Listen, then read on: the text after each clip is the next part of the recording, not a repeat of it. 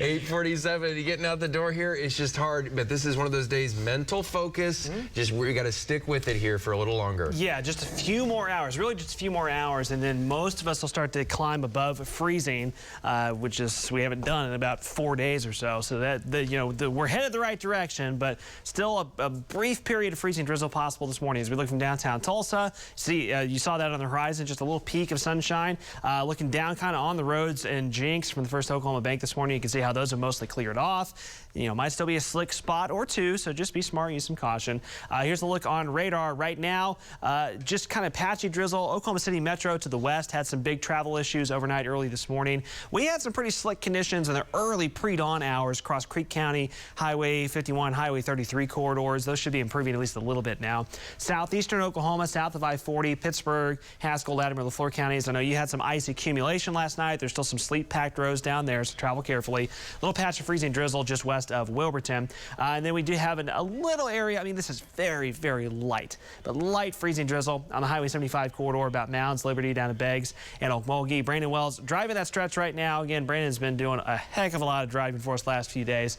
Brandon, on Highway 75, are you seeing any issues? Of course, that's looks like it's a very, very light precip.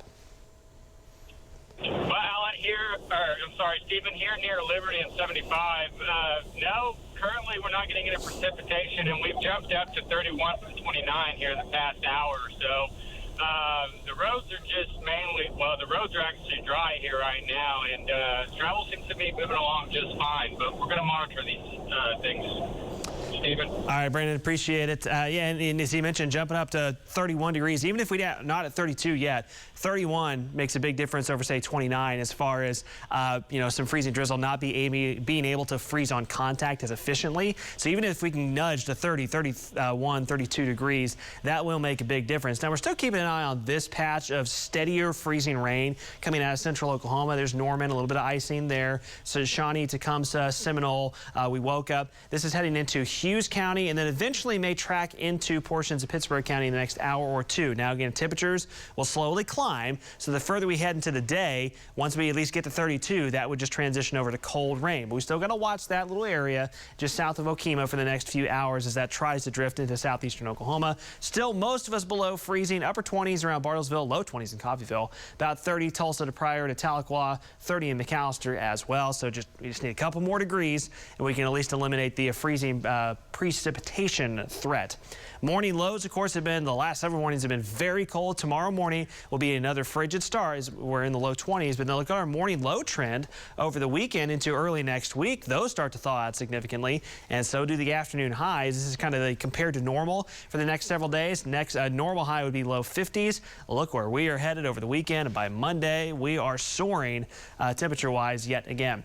So still that potential for freezing drizzle near and south of Tulsa for a few more hours. By midday, if any's hanging on, it'll just be cold rain. Highs 30s in southeastern Oklahoma. You're going to have more clouds, but then 40s in northeastern Oklahoma and even warmer north and west of the Tulsa Metro. Cold tomorrow morning, upper teens and low 20s. And tomorrow afternoon is still going to be relatively chilly with highs mostly in the low to mid 40s. But the real kind of temperature climb kicks in this weekend as south winds kick in. So windy Saturday. It'll be a cool wind, but it'll push us into the upper 50s. Low 60s Sunday. Mid to upper 60s on Monday. How about that for a reward for enduring what we've endured the last several days? Another cold front will knock our temperatures down at least a little bit for the middle of next week.